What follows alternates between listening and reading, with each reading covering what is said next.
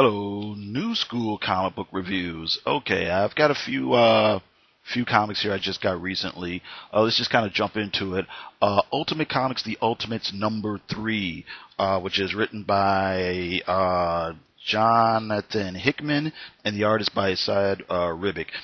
Basically, in this issue, we have the Ultimates and S.H.I.E.L.D. and the military basically fighting against the children of tomorrow and having a really, really difficult time. I kind of like this issue. It's really dense. It's as far as like dialogue heavy, but not so much that it interferes with the story. It's really dramatic. It's really action packed. I think they do a really good idea, or a really good job, I should say, of showing how tough the battle is and how hard it is and what a heavy toll it takes on everyone from Nick Fury and Thor especially, And I think they do a good deal with a good job, I should say, with expressing Tony Stark's personality. You've got Clint Barton in there as well. So it's an interesting story. It ends on a kind of I don't know what I want to say. It ends on an interesting note or whatever, and I kind of want to see what's going to happen next. So it was a solid issue. Supergirl #3. Supergirl is a comic book that I really wasn't planning on buying, but I saw some preview art by and I apologize if I say his name wrong. Mahmoud Ashrar.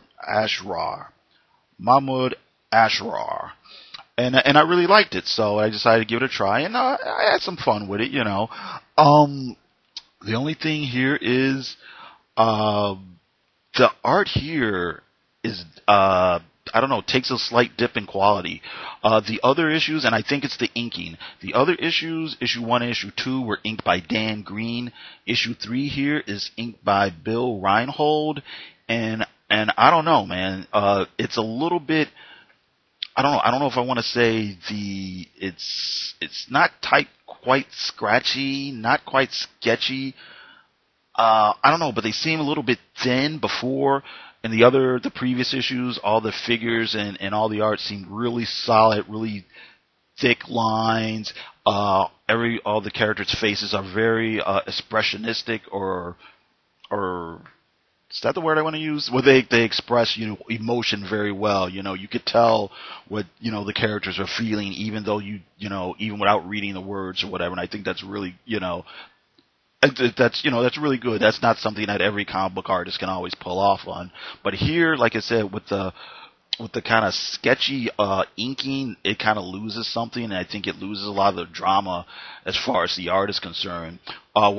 What I do like as far as the story is, the story's starting to pick up. The other 2 issues are pretty thin as far as plot or whatever. Not a whole lot happens.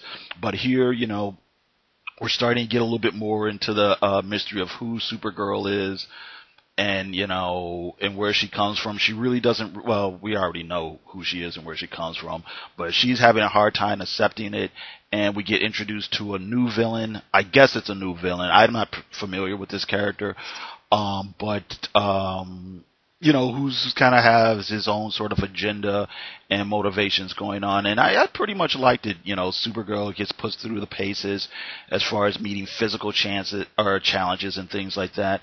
My only drawback as far as the story is concerned, the new villain to me seems a little bit almost too Lex Luthor-ish.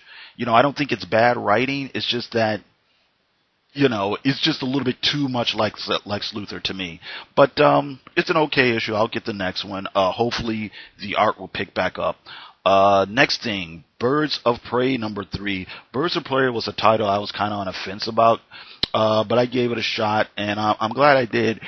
Basically, in this issue, Poison Ivy joins the group, and we continue on with the thing of the women trying to figure out who the bad guys are, where they are, and what their whole agenda and whatnot is.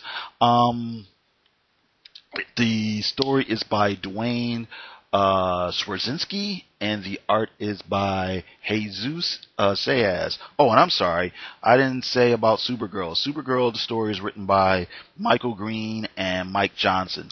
But back to Birds of Prey. I'm having fun with it. It has this real sort of like mystery thriller action movie feel to it, and I think it's working pretty well for me so far. Another thing is I really like the art too.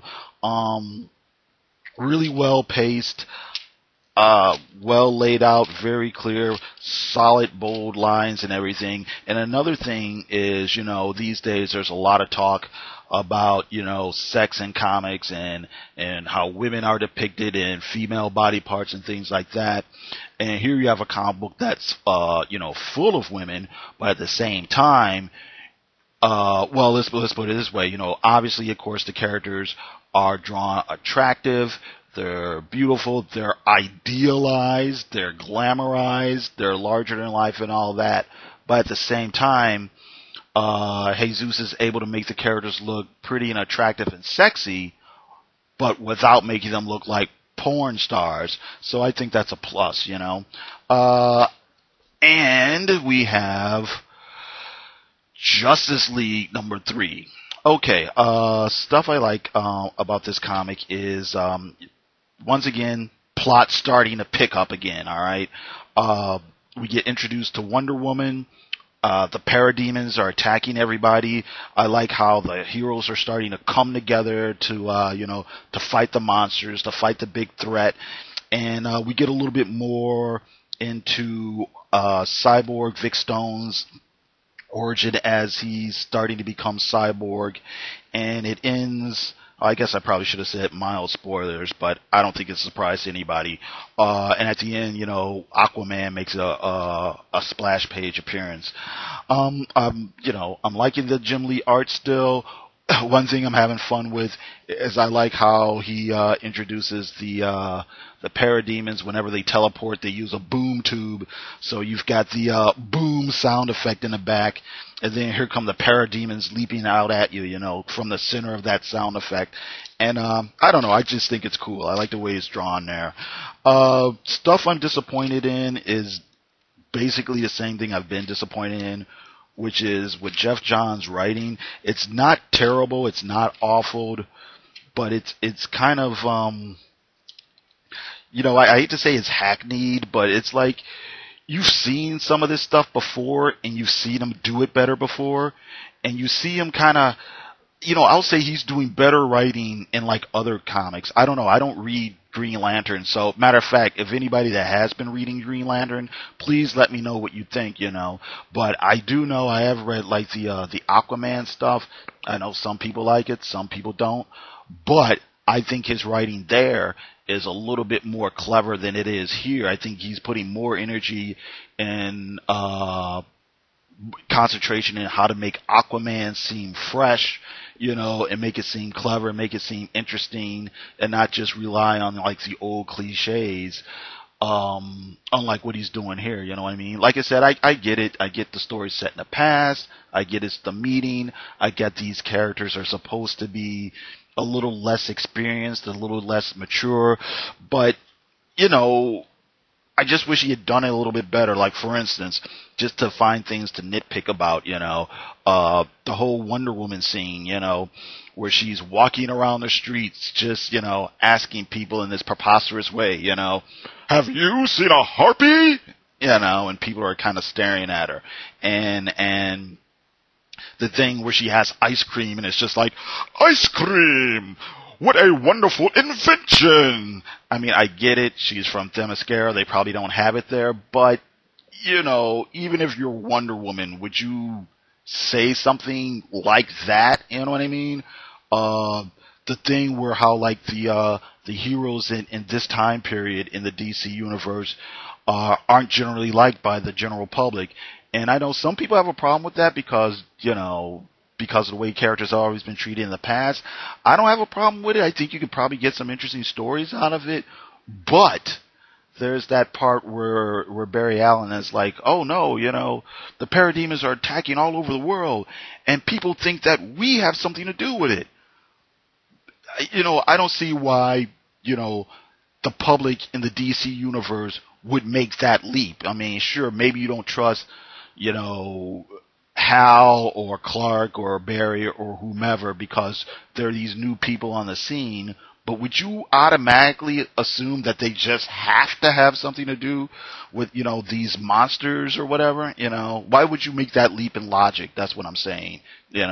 Uh, there's the running gag where the other heroes are actually surprised that Batman doesn't have superpowers. That's kind of funny. That's all right. But then again, part of me is like, okay, why would you just necessarily automatically assume that just because he has a suit, he just must have powers? I don't know, but that could probably work both ways, I guess, because in this universe, or at this time period, I should say, Batman's kind of like an urban legend. So I guess that they figure, well, if he's real, maybe all the other stories. Well, okay, I just answered my own question. Okay, but anyway, what else? That's really basically it. I mean, I think Aquaman's, I guess introductory line that he says is kind of, stiff. Who's in charge? I vote me. I mean, does anybody talk like that?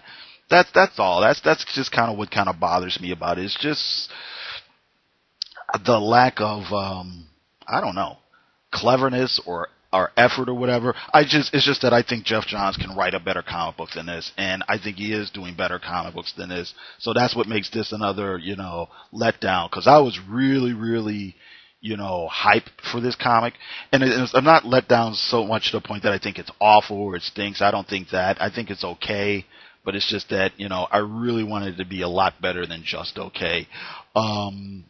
I don't know. I guess that's it. All right, that's it. Thanks a lot. Tell me if you agree with me. Tell me if you think I'm wrong. Thanks a lot for listening, and you all have a good one.